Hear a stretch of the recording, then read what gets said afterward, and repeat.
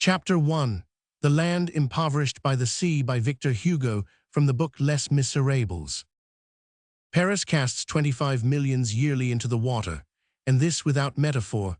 How and in what manner, day and night, with what object, with no object, with what intention, with no intention, why, for no reason, by means of what organ, by means of its intestine. What is its intestine? The sewer.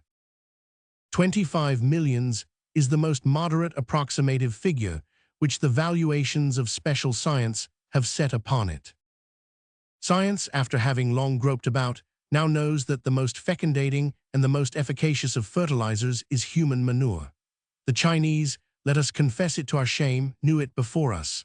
Not a Chinese peasant, it is Ekberg who says this, goes to town without bringing back with him, at the two extremities of his bamboo pole, 2 full buckets of what we designate as filth. Thanks to human dung, the earth in China is still as young as in the days of Abraham.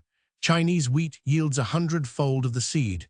There is no guano comparable in fertility with the detritus of a capital. A great city is the most mighty of dung makers. Certain success would attend the experiment of employing the city to manure the plain. If our gold is manure, our manure, on the other hand, is gold. What is done with this golden manure? It is swept into the abyss. Fleets of vessels are dispatched, at great expense, to collect the dung of petrels and penguins at the South Pole, and the incalculable element of opulence which we have on hand, we send to the sea.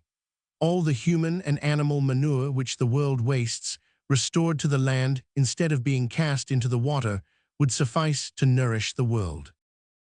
Those heaps of filth at the gate-posts, those tumbrils of mud which jolt through the street by night, those terrible casks of the street department, those fetid drippings of subterranean mire, which the pavements hide from you, do you know what they are? They are the meadow in flower, the green grass, wild thyme, and sage. They are game, they are cattle, they are the satisfied bellows of great oxen in the evening, they are perfumed hay, they are golden wheat, they are the bread on your table, they are the warm blood in your veins, they are health, they are joy, they are life. This is the will of that mysterious creation which is transformation on earth and transfiguration in heaven.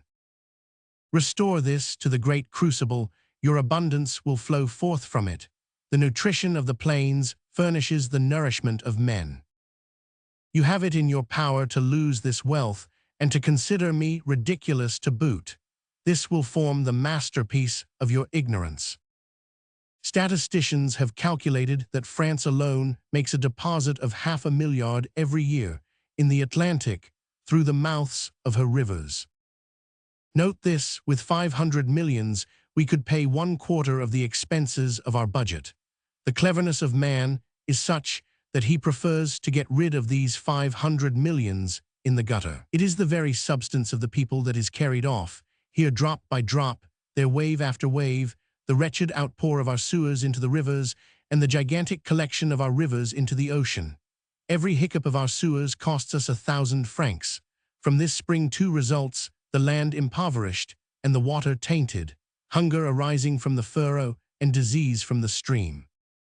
It is notorious, for example, that at the present hour the Thames is poisoning London. So far as Paris is concerned, it has become indispensable of late to transport the mouths of the sewers downstream, below the last bridge. A double tubular apparatus, provided with valves and sluices, sucking up and driving back, a system of elementary drainage, simple as the lungs of a man, and which is already in full working order in many communities in England, would suffice to conduct the pure water of the fields into our cities, and to send back to the fields the rich water of the cities, and this easy exchange, the simplest in the world, would retain among us the 500 millions now thrown away. People are thinking of other things. The process actually in use does evil, with the intention of doing good. The intention is good, the result is melancholy. Thinking to purge the city, the population is blanched like plants raised in cellars. A sewer is a mistake. When drainage everywhere, with its double function, restoring what it takes, shall have replaced the sewer, which is a simple impoverishing washing, then, this being combined with the data of a now social economy, the product of the earth will be increased tenfold, and the problem of misery will be singularly lightened. Add the suppression of parasitism, and it will be solved. In the meanwhile, the public wealth flows away to the river, and leakage takes place. Leakage is the word. Europe is being ruined in this manner by exhaustion. As for France, we have just cited its figures. Now, Paris contains 1/25 of the total population of France, and Parisian guano being the richest of all, we understate the truth when we value the loss on the part of Paris at 25 millions in the half-milliard, which France annually rejects. These 25 millions, employed in assistance and enjoyment, would double the splendor of Paris. The city spends them in sewers, so that we may say that Paris's great prodigality, its wonderful festival, its bourgeon folly, its orgy, its stream of gold from full hands, its pomp, its luxury, its magnificence, is its sewer system. It is in this manner that, in the blindness of a poor political economy, we drown and allow to float downstream and to be lost in the gulfs the well-being of all. There should be nets at St. Cloud for the public fortune. Economically considered, the matter can be summed up thus. Paris is a spendthrift. Paris, that model city, that patron of well-arranged capitals, of which every nation strives to possess a copy, that metropolis of the ideal, that august country of the initiative, of impulse and of effort, that center and that dwelling of minds, that nation-city, that hive of the future, that marvelous combination of Babylon and Corinth, would make a peasant of the Phocian shrug his shoulders, from the point of view which we have just indicated. Imitate Paris, and you will ruin yourselves. Moreover, and particularly in this immemorial and senseless waste, Paris is itself an imitator. These surprising exhibitions of stupidity are not novel. This is no young folly. The ancients did like the moderns.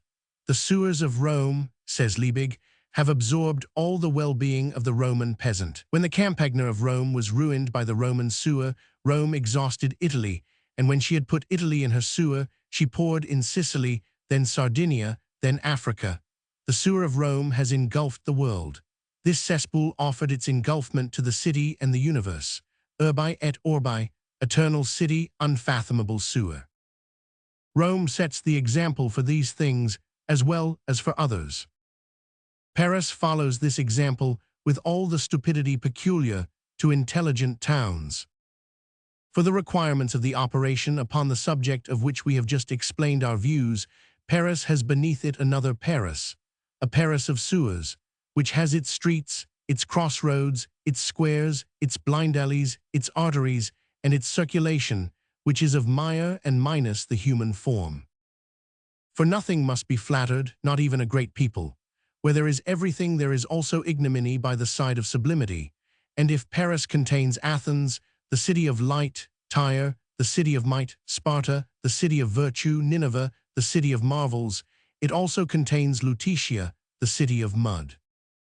However, the stamp of its power is there also, and the titanic sink of Paris realizes, among monuments, that strange ideal realized in humanity by some men like Machiavelli, Bacon, and Mirabeau, grandiose vileness. The subsoil of Paris, if the eye could penetrate its surface, would present the aspect of a colossal madrepore. A sponge has no more partitions and ducts than the mound of earth for a circuit of 6 leagues round about, on which rests the great and ancient city. Not to mention its catacombs, which are a separate cellar, not to mention the inextricable trelliswork of gas pipes, without reckoning the vast tubular system for the distribution of fresh water, which ends in the pillar fountains. The sewers alone form a tremendous, shadowy network under the 2 banks, a labyrinth which has its slope for its guiding thread. There appears, in the humid mist, the rat which seems the product to which Paris has given birth.